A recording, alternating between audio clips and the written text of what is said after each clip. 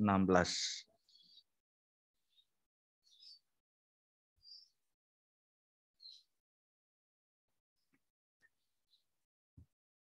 Mari kita berdoa sebelum kita membaca bagian firman Tuhan itu. Ya Tuhan, kami kini hendak membaca firman-Mu, berkatilah hati dan pendengaran kami untuk menyimak sabda-Mu. Teguhkanlah roh kami untuk mencerna dan mengenali kehendak-Mu. Pakailah diri kami untuk terus memperlakukan apa yang Engkau kehendaki dalam hidup kami sehari-hari. Di dalam Kristus Yesus kami berdoa. Amin. Bapak Ibu, kita akan membaca dari Lukas pasal 5 ayat 12 sampai 16. Tema kita adalah tolaklah godaan untuk pamer diri. Demikianlah bunyi firman Tuhan.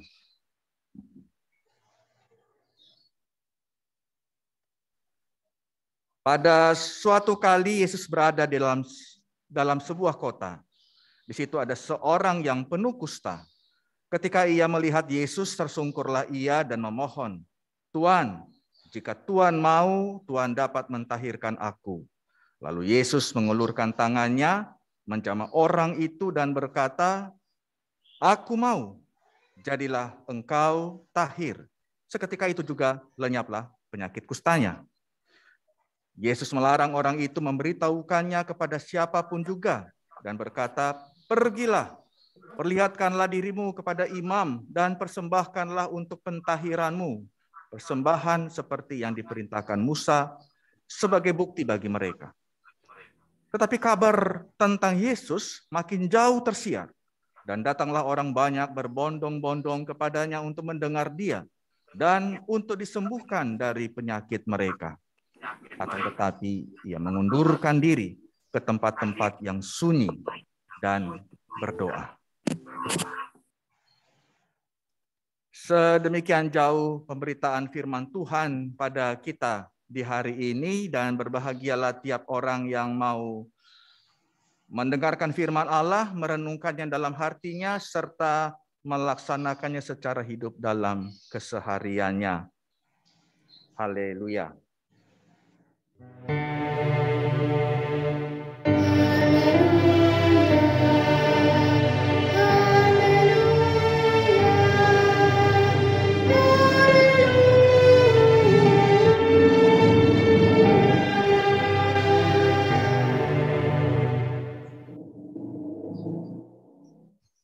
Saudara-saudara yang dikasihi dalam Kristus Yesus, dalam kehidupan dewasa ini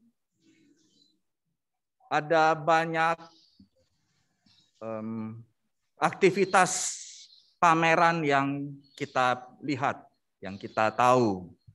Ada pameran buku, ada pameran lukisan, ada pameran otomotif, dan berbagai macam pameran. Tentu itu semua dilakukan atau aktivitas itu dilakukan supaya orang lain melihat apa yang dipampangkan di dalam pameran itu. Buku-buku yang terbaru misalnya dalam pameran buku, lukisan-lukisan yang indah sekiranya pameran lukisan, atau kendaraan yang termutakhir kalau itu pameran otomotif. Tentu saja itu semua tidak salah. Semua itu lazim dan sangat bisa diterima di tengah-tengah masyarakat. Tentu bukan itu yang dimaksudkan ketika kita pada hari ini menyinggung satu tema yang terkait dengan kata pamer. Tolaklah godaan untuk pamer diri. Pameran buku, pameran lukisan, pameran otomotif, dan pameran lain manapun tentu tidak bukan itu yang disanggah di dalam tema kita pada hari ini, pamer diri. Pamer diri yang dimaksud di sini adalah ketika seseorang, sekelompok orang itu memperlihatkan sesuatu yang dampaknya menjadi negatif. Seseorang atau sekelompok orang mengangkat dirinya,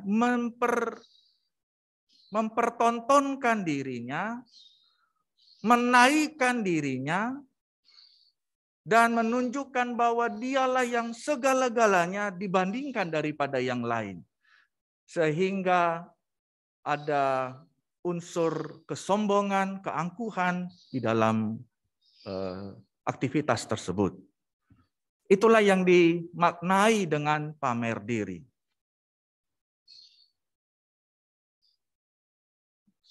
Izinkan saya menceritakan satu cerita yang pernah saya sampaikan beberapa waktu yang lalu. Suatu ketika di satu gereja ada seorang yang dikenal suka menolong dan tak pernah marah. Dia tak segan-segan mengulurkan tangannya untuk orang-orang yang membutuhkan. Dia juga melakukan semua itu tanpa bersungut. Dia selalu murah senyum. Hal itu berlangsung sekian lama dan orang banyak mengaguminya sebagai orang yang baik. Lalu pada suatu kesempatan gereja itu memutuskan untuk memberi penghargaan kepada orang tersebut. Dalam acara tersebut, acara khusus tersebut, kepada orang itu disematkan pin atau bros di dadanya. Tulisannya adalah tokoh kebanggaan kita. Tokoh kebanggaan kita di tahun ini. Nah, acara itu digelar secara meriah dan sukses. Dan keesokan harinya dan pada minggu-minggu selanjutnya, orang itu tetap dikenal sebagai orang yang baik. Tetapi ada satu perubahan yang mencolok. Kini orang itu selalu menyematkan bros yang diberikan kepadanya itu. Kemanapun ia pergi, bros yang bertuliskan tokoh kebanggaan kita tahun ini terlihat berkilau dan terbaca jelas oleh semua orang yang dia jumpai. Saudara-saudara, melalui perumpamaan atau kisah singkat itu, saya ingin mengajak kita memperhatikan bahwa siapapun kita sebenarnya sangat rentan pada godaan untuk mengangkat diri, memuliakan diri, memamerkan diri. Siapapun kita. Dan godaan seperti itulah yang kemudian dicobakan kepada Tuhan Yesus. Seperti yang kita lihat dan kita dengarkan ceritanya pada saat ini. Tuhan Yesus mengadakan suatu mukjizat, orang mengagumi tindakan tersebut, orang berbondong-bondong untuk menjumpai dia. Tapi pada satu titik, justru Tuhan Yesus menyingkir dari hadapan banyak orang. Dalam cerita ini kita juga bisa melihat bagaimana iblis yang pernah menggoda Yesus, kalau kita baca pada pasal sebelumnya, yaitu pada pasal yang keempat, serangan iblis kembali menerpa Yesus dalam bentuk yang lain. Bila Bapak Ibu membaca Lukas pasal 4 ayat 5 sampai 6, salah satu nas yang berbicara tentang godaan iblis terhadap Yesus, demikianlah bunyinya. Kemudian iblis, membawa Yesus ke suatu tempat yang tinggi, dan dalam sekejap mata ia memperlihatkan kepadanya semua kerajaan dunia. Kata iblis kepadanya, segala kuasa itu serta kemuliaannya akan kuberikan kepadamu, sebab semuanya itu telah diserahkan kepadaku, dan aku memberikannya kepada siapa saja yang ku kehendaki. Saudara-saudara, banyak orang, tak terkecuali kita, memang akan sangat gampang digoda agar kita memiliki banyak pengikut, banyak penyenang, orang-orang yang begitu banyak berkumpul di sekitar kita dan mengangkat kita. Dan godaan itu begitu berat. Godaan itu bisa saja terjadi karena kita memiliki harta yang banyak. Kita bisa melihat berbagai contoh dalam kehidupan kita. Ada banyak sekali orang yang karena hartanya, karena uangnya, tergoda untuk mengangkat dirinya, memamerkan dirinya, seolah-olah orang lain tidak ada apa-apanya. Namun bukan cuma harta. Godaan untuk memamerkan diri itu juga bisa terjadi ketika orang merasa bahwa fisiknya itu sempurna. Dia cantik, dia ganteng, dia ya secara fisik sangat baik. Ada begitu banyak orang yang karena ingin memiliki fisik yang seperti yang diidam-idamkan itu, sehingga orang juga kemudian akhirnya sangat mengaguminya, merelakan banyak hal.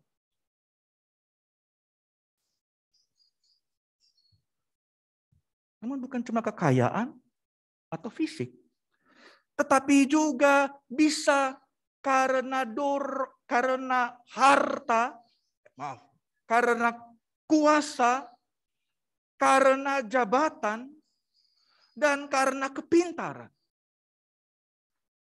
Orang mengangkat dirinya, menjadikan orang lain seolah-olah tidak ada artinya karena dia merasa dirinya punya segalanya itu, kuasa, jabatan, dan kepintaran. Walaupun pada sisi yang lain ada juga ya orang yang tampaknya begitu senang memamerkan kebodohannya. Kita bisa lihat banyak hal di YouTube. Tetapi yang juga harus kita perhatikan, yang menjadi godaan kepada kita adalah ketika kita memamerkan kebaikan iman kita. Ada begitu banyak orang percaya jatuh justru karena dia gemar sekali mengangkat, memuji-muji imannya sendiri. Ada begitu banyak orang Kristen dalam suatu persekutuan, dalam suatu gereja, secara tidak sadar dia sedang memperlakukan imannya itu sebagai tontonan kepada orang lain. Dan godaan seperti itulah yang harus diwaspadai benar-benar oleh tiap-tiap orang Kristen. Di sini kita bisa belajar mengapa Yesus bisa lolos dari godaan itu. Bukan karena dia melarikan diri, bukan itu. Walaupun dalam cerita kita pada saat ini diceritakan bahwa Yesus menyingkir ketika orang-orang mencari dia. Jadi persoalannya bukan bahwa kita lari. Persoalannya atau yang menjadi intinya adalah karena Tuhan Yesus tahu apa yang menjadi tujuan hidupnya. Tujuan hidupnya adalah melakukan kehendak Bapanya. Saudara-saudara, kita tentu bukan Tuhan Yesus. Tetapi kita bisa mengatakan pada diri kita sendiri apa tujuan kita. Apa yang kita pegang dalam hidup kita ini. Yang kalau kita simpulkan secara imaniah adalah melakukan kehendak Sang Bapa. Jadi ketika kita menghadapi berbagai godaan untuk menonjolkan diri, memamerkan diri, mengangkat diri sendiri lebih daripada orang yang lain, maka semestinya kemudian kita berpikir apa tujuan hidupku di hadapan Allah. Apa tujuan aku hadir di tengah dunia ini? Dan saya pikir itu akan menjadi salah satu cara kita untuk menghindarkan kita dari jebakan pamer diri. Lalu hal yang kedua yang Tuhan Yesus lakukan adalah bahwa apa yang dia lakukan itu bukan untuk dirinya sendiri, tetapi untuk orang lain.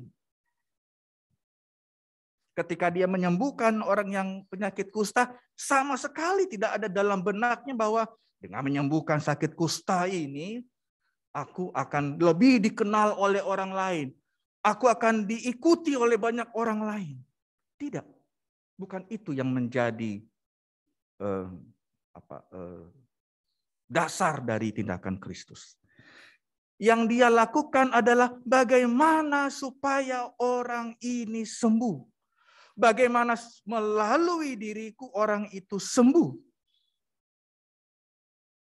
Dan pelajaran ini adalah pelajaran yang penting juga untuk kita.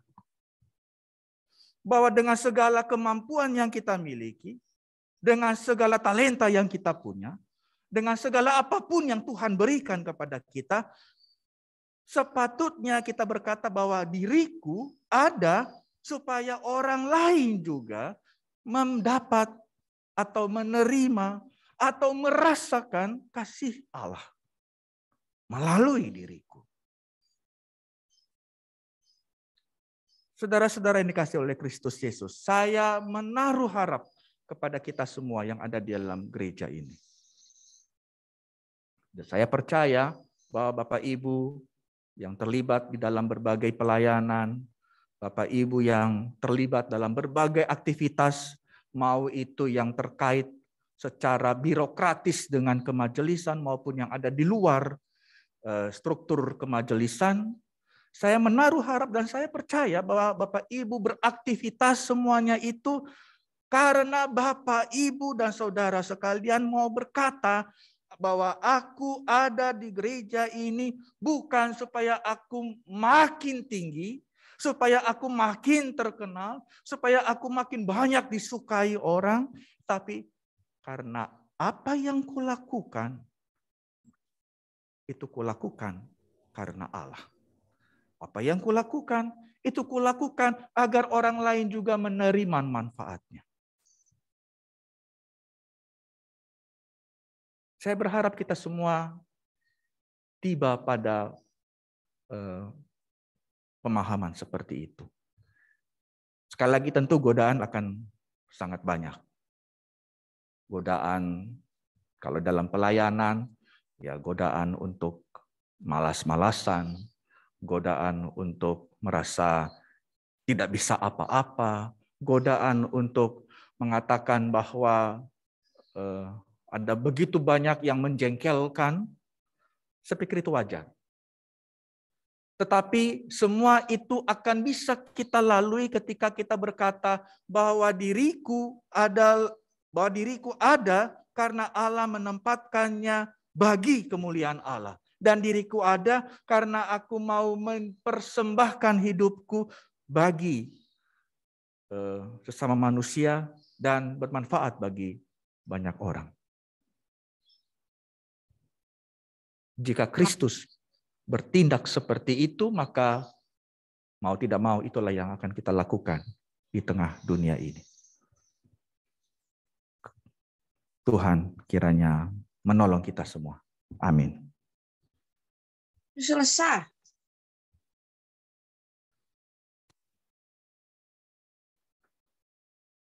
Saudara-saudara,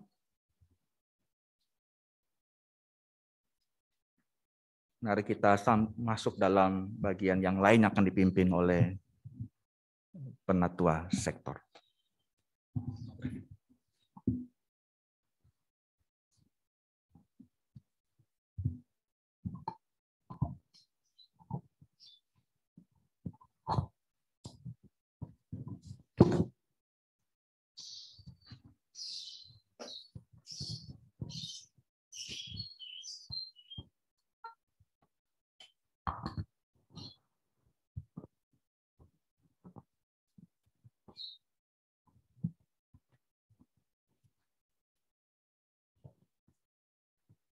Saya undang Bapak Ibu bangkit berdiri. Sebagaimana telah diserukan gereja di segala tempat dan zaman, mari kita ikrarkan pengakuan iman rasuli. Aku percaya kepada Allah, Bapa yang Maha Kuasa, Kali langit dan bumi, dan kepada Yesus Kristus, anaknya yang tunggal Tuhan kita, yang dikandung daripada Roh Kudus, lahir di anak darah Maria, yang menderita di bawah pemerintahan Pontius Pilatus, salibkan, mati dan dikuburkan, turun ke dalam kerajaan maut. Pada hari yang ketiga, bangkit pula di antara orang mati, naik ke surga, duduk di seberang kanan Allah, Bapa yang Maha Kuasa, dan akan datang dari sana untuk menghakimi orang yang hidup dan yang mati. Aku percaya kepada Roh Kudus, gereja yang kudus dan am, persekutuan orang kudus, pengampunan dosa, kebangkitan daging, dan hidup yang kekal. Amin. Bapak Ibu dipersilakan duduk. Kini saatnya kita menyatakan syukur atas perbuatan Tuhan melalui pengumpulan persembahan.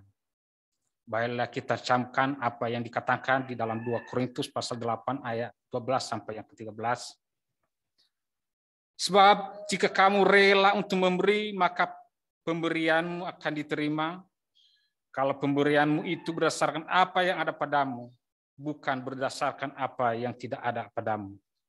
Sebab kamu dibebani, bukanlah supaya orang-orang lain mendapat keringanan, tetapi supaya ada keseimbangan. Kita mengumpulkan 3 jenis persembahan yang dalam 3 amplop. Yang pertama untuk pelayanan kas jemaat, yang kedua untuk pembangunan gereja, dan yang ketiga untuk kas diakonia dan sinode. Sambil pundi-pundi akan diedarkan, marilah kita bernyanyi dari Kidung Keesaan nomor 381. Bait 1, hidup kita yang benar.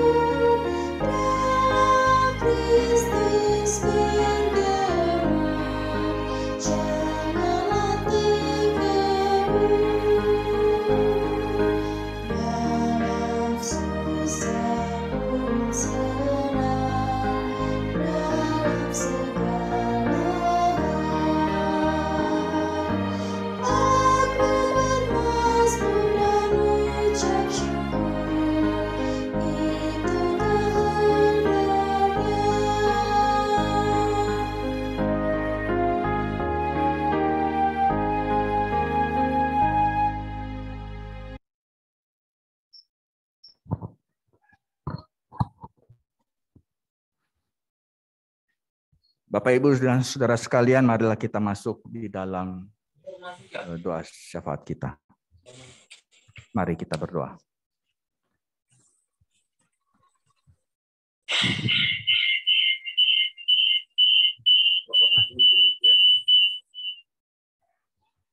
Ya Tuhan, kami bersyukur kepadamu untuk hari yang kami bisa jalani dan bisa kami nikmati pada saat ini.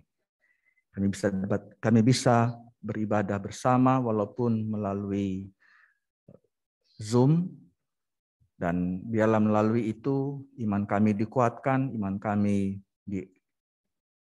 diasuh agar kami dapat menjalani tiap-tiap pergumulan kami ke depan berbekalkan pada firman Tuhan. Ya Bapa, kami berdoa untuk kondisi pandemi yang kami harus jalani pada saat ini, yang karena itu pula pada hari ini kami masih melangsungkan ibadah secara online saja. Tuhan, tolonglah agar kondisi pandemi yang kami jalani ini pada akhirnya akan berangsur membaik. Penularan semakin menurun, orang-orang banyak yang sembuh, dan negeri kami kembali pada kondisi yang lebih baik seperti pada saat-saat atau tahun-tahun sebelumnya. Sekiranya pun kami tetap ada di dalam kondisi pandemi seperti saat ini, tolonglah kami agar kami semua bertekun di dalam protokol kesehatan yang ketat. Kami juga berdamai dengan kondisi pandemi ini. Dan kami juga berharap agar para pakar menemukan cara yang paling tepat agar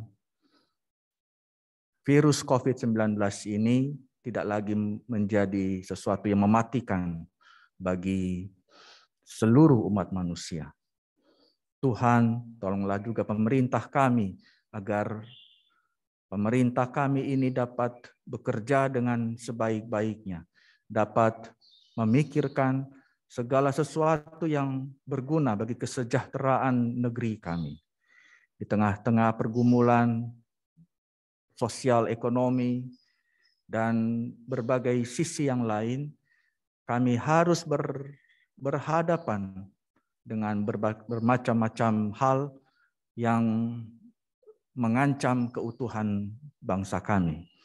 Oleh karena itu ya Bapa, kami berdoa kiranya pemerintah kami diberikan hikmat agar dalam masa pemerintahan yang Engkau anugerahkan, tampuk kekuasaan yang Engkau berikan kepada pemerintah kami benar-benar dimanfaatkan bagi kesejahteraan masyarakat, bagi keutuhan bangsa. Ya Bapa, kami berdoa agar aparat pemerintah, TNI maupun Polri juga Engkau beri kekuatan untuk menjalankan tiap-tiap hal yang menjadi tugas mereka, menjaga keutuhan bangsa ini dan memelihara stabilitas dan sekaligus menjamin rasa aman bagi semua orang, bukan berpihak pada mereka yang kuat, mereka yang berkuasa, mereka yang merasa memiliki atau merasa memiliki banyak hal di tengah-tengah negeri ini. Sebaliknya berpihak pada yang benar, pada masyarakat umum. Dan dengan demikian TNI dan Polri akan makin dicintai oleh bangsa ini. Ya Bapa, kami berdoa juga agar gereja-gereja terus-menerus berkarya sesuai dengan talenta yang Engkau anugerahkan pada tiap gereja. Kiranya gereja-gereja juga dapat membuka diri atau menempatkan diri dalam konteksnya masing-masing, menjadikan dirinya sebagai cahaya Injil yang membawa berkat di tengah-tengah tempat di mana gereja berada. Janganlah biarkan gereja ya Bapa untuk hanya mementingkan atau hanya melihat dirinya sendiri. Tidak berpihak pada kebutuhan orang-orang, khususnya yang ada di sekitar gereja. Namun biarlah melalui kuasa Injil, gereja benar-benar mengamalkan apa yang Tuhan Yesus inginkan agar gereja ada di tengah-tengah dunia ini. Ya Bapa, demikianlah pula kami berdoa untuk gereja kami, baik Gereja Amin yang tersebar di Nias khususnya dan di beberapa tempat di luar Nias. Untuk pengurus sinode kami, untuk para pendetanya, para sinenge, para majelisnya, para penatuannya, dan seluruh aktivis gereja. Tolong kami ya Tuhan dalam segala kesederhanaan dan kekurangan yang kami hadapi di tengah-tengah gereja Amin. Biarlah kami tidak terpaku pada semua keterbatasan tersebut. Sebaliknya kami memanfaatkan apa yang kami miliki, sekecil apapun itu, bagi pertumbuhan, bagi kebaikan gereja Amin. Tuhan, bagi jemaat Hermon ini, kami pun berdoa agar jemaat kami terus-menerus bertumbuh. Kami dapat memanfaatkan apa yang kami miliki dengan penuh sukacita dan penuh syukur. Kami sedang dalam tahap pembangunan, dan biarlah melalui proses tersebut kami perlahan-lahan dapat memanfaatkan setiap hal yang Tuhan anugerahkan ini dalam pembangunan ini menjadi kebaikan di tengah-tengah pelayanan kami. Ada banyak pelayanan yang juga harus kami perhatikan dalam tiap komisi, bahkan juga di sektor-sektor, bahkan juga hal-hal yang akan atau yang menjadi tugas dari para pendeta. Tuhan tolong kami agar dalam semuanya itu kuasa dan kekuatan Tuhanlah yang menopang kami. Ya Bapa, kami berdoa untuk mereka yang sakit. Sebagian dari antara kami ada yang terpapar oleh virus COVID. Sebagian yang lain juga mengalami kondisi kesehatan yang terganggu.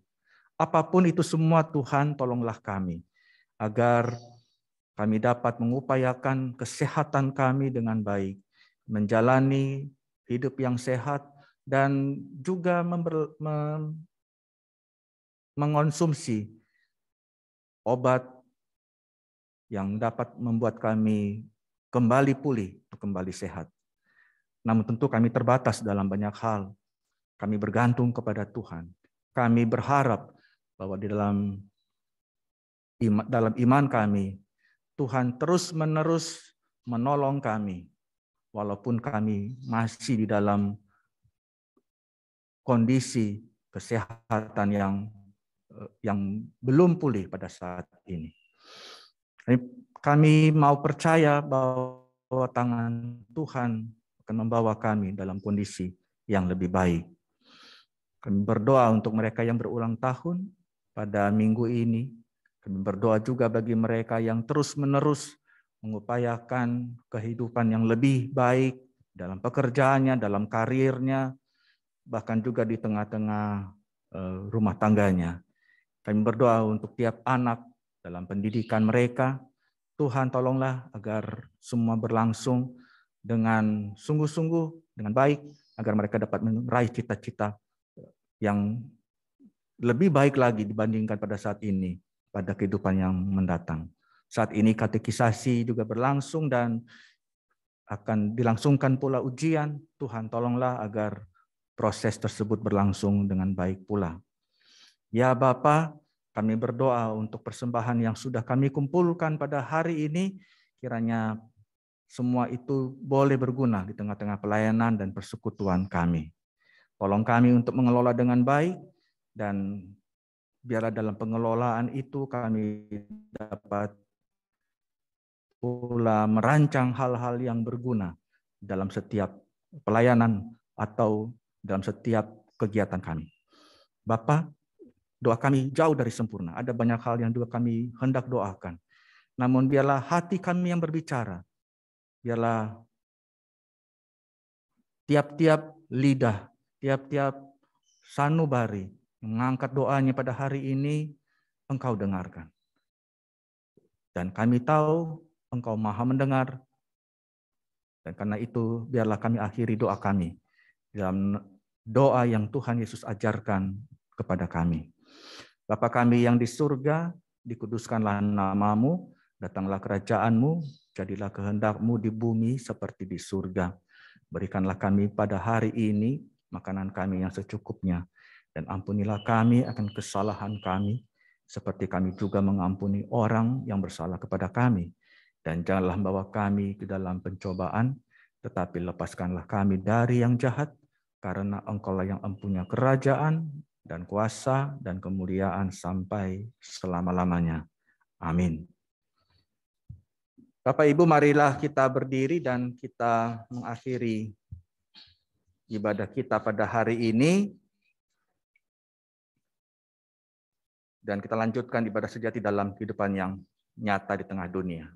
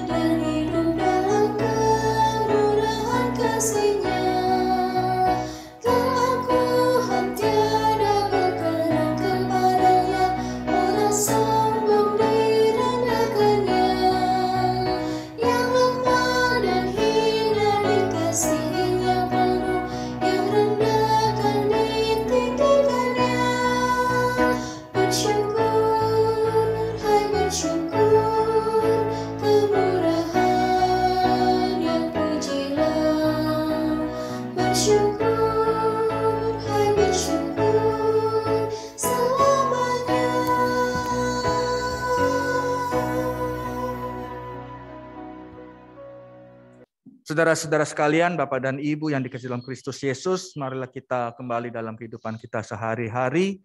Marilah kita senantiasa meniru jejak Tuhan kita Yesus Kristus yang menolak godaan untuk memamerkan atau memegahkan dirinya. Kita lakukan semua aktivitas hidup kita demi kemuliaan Tuhan. Terimalah berkat Tuhan, anugerah Tuhan Yesus Kristus, kasih Allah Bapa, dan persekutuan Roh Kudus menyertai kita dari sekarang hingga Tuhan datang kembali. Amin.